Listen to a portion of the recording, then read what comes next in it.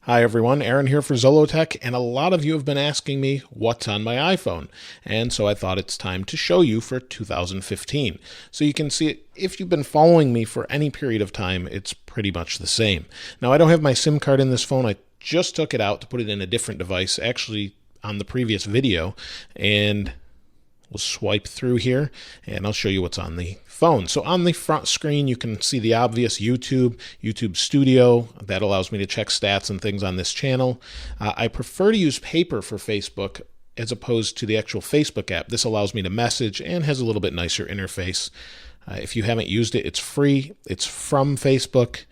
And you can see there's different people on here, and you just kind of use it like this and swipe up when you want to see it. It's kind of a nice free app to check out and browse Facebook with. You can see I've got a little bit of a notification going on there. The normal things you can see, Google+, Google Hangouts I use to communicate with a bunch of people, Twitter, basically my social media is on the front page for the most part, and then my normal things across the bottom. If we go to the next page, obviously we've got Google Maps, Google Inbox. Haven't been too crazy about Google Inbox, but I do have it there. Cisco for some training things I'm doing. Twit, I like to follow some of their podcasts, and if I'm driving and the podcast is actually being recorded at that time, I can listen live on that particular app.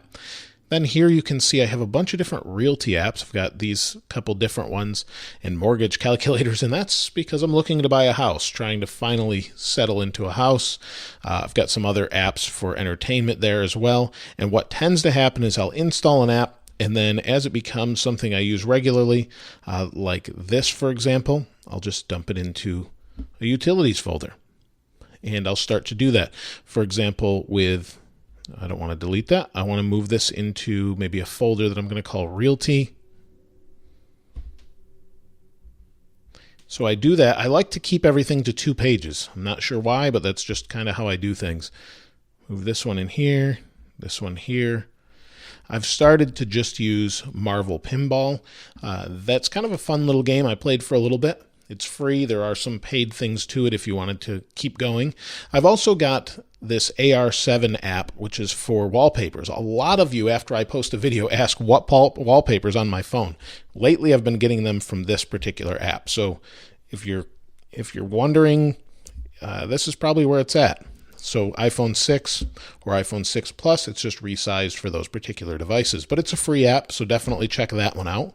Here you can see I have Free Flight 3. Now this is for Parrot AR drones. I actually have some reviews coming up of the mini drones, and so I've been playing around with that. So within this app, it's really not going to show you anything here until it's connected to a drone, but that's the actual app that allows me to control those drones. Under photography, I have a lot of different apps that I hardly ever use.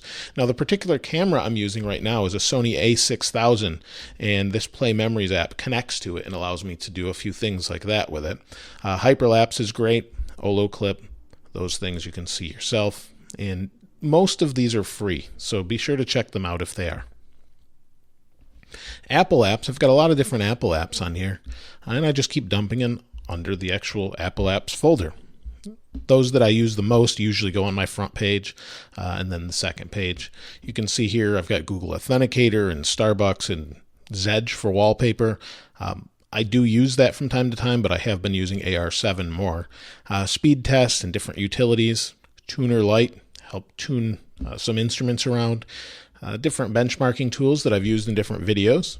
You can see other utilities as well. Ordering out on Chili's, using eBay and PayPal, things I do regularly. And Rode Recorder, that's for a Rode SmartLav Plus that I use occasionally to record some of the audio. And then I've got my Xbox One Smart Glass app and LinkedIn for different jobs, things like that. And then Code Academy, where I'm not really good at code, but have been learning some of it.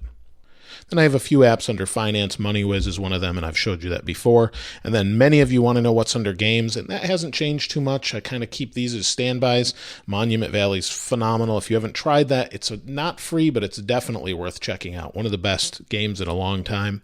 Field Runners 2, one of my favorite games of all time for a touch device. I really hope they come out with a 3 soon, and I know that they're supposed to be, but I haven't seen it yet. And then Ticket to Ride and Xbox Smart Glass for Xbox 360. So all these things really nice, and that's pretty much it. I really don't have a whole lot going on in my iPhone. So if you have any suggestions or comments regarding maybe different apps, Overcast, I forgot to mention, my favorite podcast app right now. So if you listen to a lot of podcasts like I do, that's one of the best apps I've found. But again, if you have any suggestions or anything like that, please let me know in the comments below. There might be some great apps I'm missing out that you think I should check out. Let me know. If you haven't subscribed already, please subscribe, comment. As always, thanks for watching. This is Aaron. I'll see you next time.